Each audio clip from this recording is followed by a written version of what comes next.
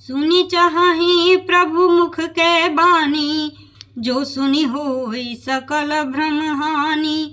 अंतर्जामी प्रभु सब जाना, बूझत कहूँ काहू हनुमाना। वे प्रभु के श्रीमुख की वाणी सुनना चाहते हैं, जिसे सुनकर सारे भ्रमों का नाश हो जाता है। अंतर्यामी प्रभु सब जान गए और पूछने लगे, कहो हनुमान क्या बात है। जोरी पानी कहत अब हनुमंता, सुनहु दीन दयाल भगवंता। नाथ भरत कछु पूछन चाहि, प्रश्न करत मन सकुचत अहि। तब हनुमान जी हाथ जोड़कर बोले, हे दीन दयालु भगवान, सुनिए हे नाथ, भरत जी कुछ पूछना चाहते हैं पर प्रश्न करते मन में सकुचा रहे हैं। तुम जानहु कपि मोर सुभाऊ, भरत ही मोहि कछु अंतर काऊ। सुनि प्रभु बचन भरत गहे चरना, सुनहु नाथ प्रणतारति हरना। भगवान ने कहा, हनुमान तुम तो मेरा स्वभाव जानते ही हो, भरत के और मेरे बीच में कभी भी कोई अंतर्भेद है। प्रभु के वचन सुनकर भरत जी ने उनके चरण पकड़ लिए और कहा, हे नाथ, हे शरणागत के दुखों को हरने वाले सुनिए। नाथ न मोहि संदेह कछु, सपने हूँ शोक न मोह। केवल कृपा तुम्हारी, कृपानंद संदोह। हे नाथ, न तो मुझे कुछ संदेह है और न स्वप्न में भी शोक और मोह है। हे कृपा और आनंद के समूह, यह केवल आपकी ही कृपा का फल है।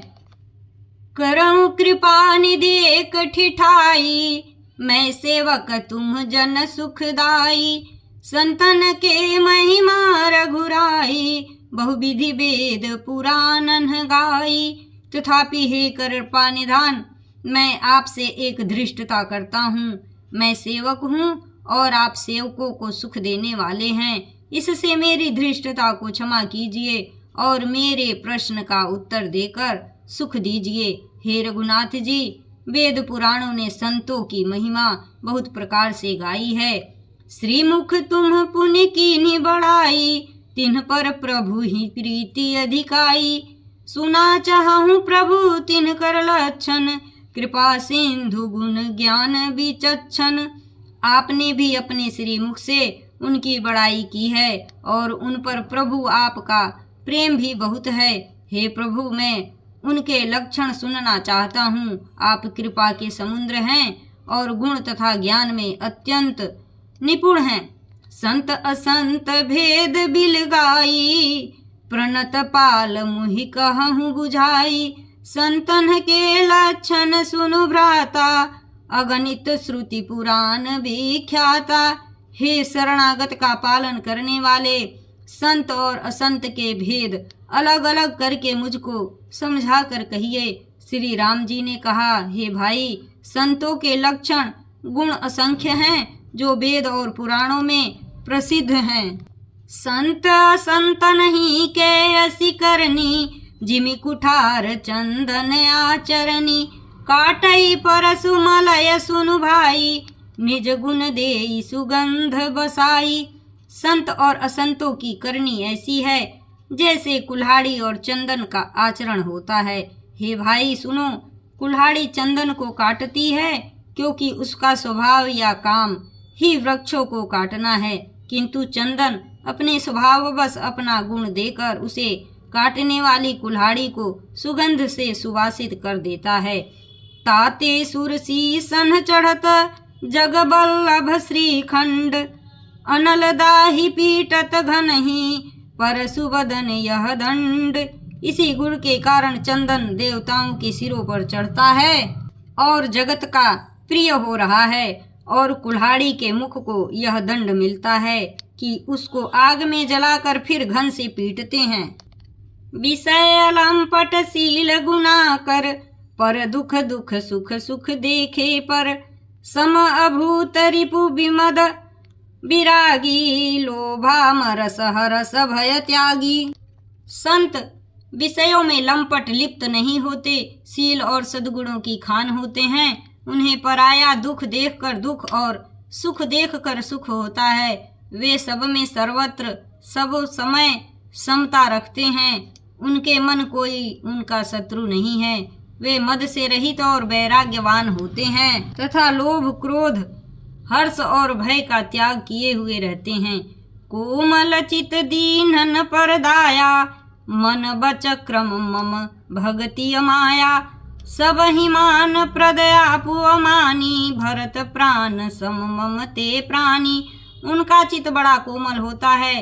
वे दीनों पर दया करते हैं तथा मन वचन और कर्म से मेरी निष्कपट विशुद्ध भक्ति करते हैं। सबको सम्मान देते हैं पर स्वयं मान रहित होते हैं। हे भरत, वे प्राणी संत जन मेरे प्राणों के समान हैं। विगत काम मम नाम परायण शांति बिरति बिनती मुदितायन। शीतलता सरलता मयत्री द्विज पद प्रीति धर्म जनयत्री। उनको कोई कामना नहीं होती। वे मेरे नाम के परायण होते हैं। शांति वैराग्य विनय और प्रसन्नता के घर होते हैं। उनमें शीतलता सरलता सबके प्रति मित्र भाव और ब्राह्मण के चरणों में प्रीति होती है जो धर्मों को उत्पन्न करने वाली है। ऐसा लक्षण बसहि जासुर जानेहु तात संत संतत फुर। समदम नियम नीति नहीं डोलहि परसु बचन कबहू नहीं बोलहि। हे तात, ये सब लक्षण जिसके हृदय में बसते हों उसको सदा सच्चा संत जानना, जो सम मन के निग्रह दम इंद्रियों के निग्रह नियम और नीति से कभी विचलित नहीं होते और मुख से कभी कठोर वचन नहीं बोलते। निंदा स्तुति उभय सम ममता मम पद कंज। ते सज्जन मम प्राण प्रिय गुण मंदिर सुख पुंज। जिन्हें निंदा और स्तुति बड़ाई दोनों समान हैं और मेरे चरण कमलों में जिनकी ममता है वे गुणों के धाम और सुख की राशि संत जन मुझे प्राणों के समान प्रिय हैं। सुनहु असंतन केर सुभाऊ भूलेहु संगति करियन काऊ। तिनकर संग सदा दुखदाई जिमि कपिलहि घालई हर कहाई। अब असंतों दुष्टों का स्वभाव सुनो।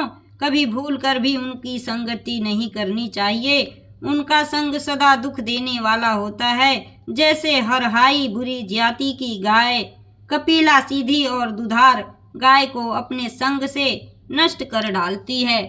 खलन हृदय अति ताप विशेषी जरहि सदा पर संपत्ति देखी। जहाँ कहु निंदा सुनहि पराई हर सही मनहु परी निधि पाई। दुष्टों के हृदय में बहुत अधिक संताप रहता है। वे पराई संपत्ति सुख देखकर सदा जलते रहते हैं। वे जहाँ कहीं दूसरे की निंदा सुन पाते हैं वहाँ ऐसे हर्षित होते हैं मानो रास्ते में पड़ी निधि खजाना पाली हो। काम क्रोध मद लोभ परायण निर्दय कपटी कुटिल मलायन। बैरु कारण सब काहू सो जो कर हित अनहित ताहू सो। वे काम क्रोध मद और लोभ के परायण तथा निर्दयी कपटी कुटिल और पापों के घर होते हैं। वे बिना ही कारण सब किसी से बैर किया करते हैं। जो भलाई करता है उसके साथ भी बुराई करते हैं। झूठ ही लेना झूठ ही देना झूठ ही भोजन झूठ चबेना। बोल ही मधुर बचन जिमि मोरा खाई महा अहि हृदय कठोरा। उनका झूठा ही लेना और झूठा ही देना होता है। झूठा ही भोजन होता है और झूठा ही चबेना होता है। अर्थात वे लेन देन के व्यवहार में झूठ का आश्रय लेकर दूसरों का हक मार लेते हैं अथवा झूठी डींग हाका करते हैं कि हमने लाखों रुपए ले लिए, करोड़ों का दान कर दिया। इसी प्रकार खाते हैं चने की रोटी और कहते हैं कि आज खूब माल खाकर आए हैं, अथवा चबेना चबाकर रह जाते हैं और कहते हैं हमें बढ़िया भोजन से वैराग्य है इत्यादि। मतलब यह कि वे सभी बातों में झूठ ही बोला करते हैं। जैसे मोर बहुत मीठा बोलता है परंतु उसका हृदय ऐसा कठोर होता है कि वह महान विषैले सांपों को भी खा जाता है, वैसे ही वे भी ऊपर से मीठे वचन बोलते हैं, परंतु हृदय के बड़े ही निर्दयी होते हैं। परद्रोही परदार रत पर धन पर अपवाद, ते नर पावर पापमय देह धरे मनुजाद। वे दूसरों से द्रोह करते हैं और पराई स्त्री, पराये धन तथा पराई निंदा में आसक्त रहते हैं। वे पामर और पापमय मनुष्य नर शरीर धारण किए हुए राक्षस ही हैं। लोभई ओढ़न लोभई डासन, शिष्णोदर पर जमपुर त्रासना। काहू की जो सुनही बड़ाई, श्वास ले ही जनु जूड़ी आई। लोभ ही उनका ओढ़ना और लोभ ही बिछोना होता है, अर्थात लोभ ही से वे सदा घिरे हुए रहते हैं। वे पशुओं के समान आहार और मैथुन के ही परायण होते हैं। उन्हें यमपुर का भय नहीं लगता। यदि किसी की बड़ाई सुन पाते हैं तो वे ऐसी दुख भरी सांस लेते हैं मानो उन्हें जूड़ी आ गई हो। जब काहू के देखहि विपति, सुखी भये मानहु जग नृपति। स्वार्थ रत परिवार विरोधी, लंपट काम लोभ अति क्रोधी। और जब किसी की विपत्ति देखते हैं तब ऐसे सुखी होते हैं मानो जगत भर के राजा हो गए हों। वे स्वार्थ परायण, परिवार वालों के विरोधी, काम और लोभ के कारण लंपट और अत्यंत क्रोधी होते हैं। मातु पिता गुर विप्र न मानहि, आप गए अरुघाल ही आनहि। करहि मोह बस द्रोह परावा, संत संग हरि कथा न भावा। वे माता पिता गुरु और ब्राह्मण किसी को नहीं मानते। आप तो नष्ट हुए ही रहते हैं, साथ ही अपने संग से दूसरों को भी नष्ट करते हैं। मोह बस दूसरों से द्रोह करते हैं। उन्हें न संतों का संग अच्छा लगता है, न भगवान की कथा ही सुहाती है। अवगुण सिंधु मंदमति कामी, वेद विदूषक पर धन स्वामी। विप्रद्रोह पर द्रोह विशेषा, दंभ कपट जिय धरे सुबेसा। वे अवगुणों के समुद्र, मंद बुद्धि, कामी, राग युक्त, वेदों के निंदक और जबरदस्ती पराये धन के स्वामी, लूटने वाले होते हैं। वे दूसरों से द्रोह तो करते ही हैं, परंतु ब्राह्मण द्रोह विशेषता से करते हैं। उनके हृदय में दंभ और कपट भरा रहता है, परंतु वे ऊपर से सुंदर वेश धारण किए रहते हैं। ऐसे अधम मनुज खल, कृत जुग त्रेता नाही। द्वापर कछुक वृंद बहु, होई हैं कलि जुग माही। ऐसे नीच और दुष्ट मनुष्य सतयुग और त्रेता में नहीं होते, द्वापर में थोड़े से होंगे और कलयुग में तो इनके झुंड के झुंड होंगे। परहित सरिस धर्म नहीं भाई, पर पीड़ा सम नहीं अधमाई। निर्णय सकल पुराण वेद कर, कहूँ तात जानहि को विद नर। हे भाई, दूसरों की भलाई के समान कोई धर्म नहीं है और दूसरों को दुख पहुँचाने के समान कोई नीचता पाप नहीं है। हे तात, समस्त पुराणों और वेदों का यह निर्णय निश्चित सिद्धांत मैंने तुमसे कहा है। इस बात को पंडित लोग जानते हैं। नर शरीर धरि जे पर पीरा, करहि ते सहहि महाभव भीरा। करहि मोह बस नर अघनाना, स्वार्थ रत परलोक नसाना। मनुष्य का शरीर धारण करके जो लोग दूसरों को दुख पहुंचाते हैं, उनको जन्म मृत्यु के महान संकट सहने पड़ते हैं। मनुष्य मोहवश स्वार्थ परायण होकर अनेकों पाप करते हैं, इसी से उनका परलोक नष्ट हुआ रहता है। काल रूप तिन्ह कह मैं भ्राता, शुभ अरु अशुभ कर्म फल दाता। अस विचारी जे परम सयाने, भजहि मोहि संसृत दुख जाने। हे भाई, मैं उनके लिए काल रूप भयंकर हूँ और उनके अच्छे और बुरे कर्मों का यथायोग्य फल देने वाला हूँ। ऐसा विचार कर जो लोग परम चतुर हैं, वे संसार के प्रवाह को दुख रूप जानकर मुझे ही भजते हैं। त्यागहि कर्म शुभाशुभदायक, भजहि मोहि सुर नर मुनि नायक। संत असंतन के गुण भासे, ते न परहि भव जिन्ह लखी राखे। इसी से वे शुभ और अशुभ फल देने वाले कर्मों को त्याग कर देवता, मनुष्य और मुनियों के नायक मुझको भजते हैं। इस प्रकार मैंने संतों और असंतों के गुण कहे। जिन लोगों ने इन गुणों को समझ रखा है वे जन्म मरण के चक्कर में नहीं पड़ते।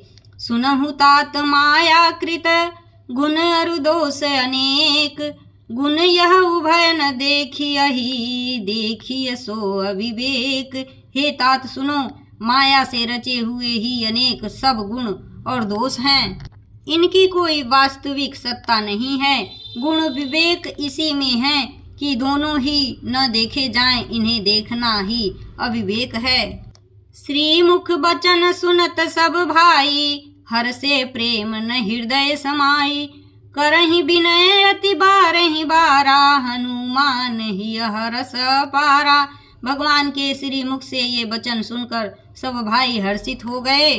प्रेम उनके हृदय में समाता नहीं, वे बार बार बड़ी विनती करते हैं। विशेषकर हनुमान जी के हृदय में अपार हर्ष है। पुनि रघुपति निज मंदिर गए, यही विधि चरित करत नित नये, बार बार नारद मुनि आवहि, चरित पुनित राम के गावहि।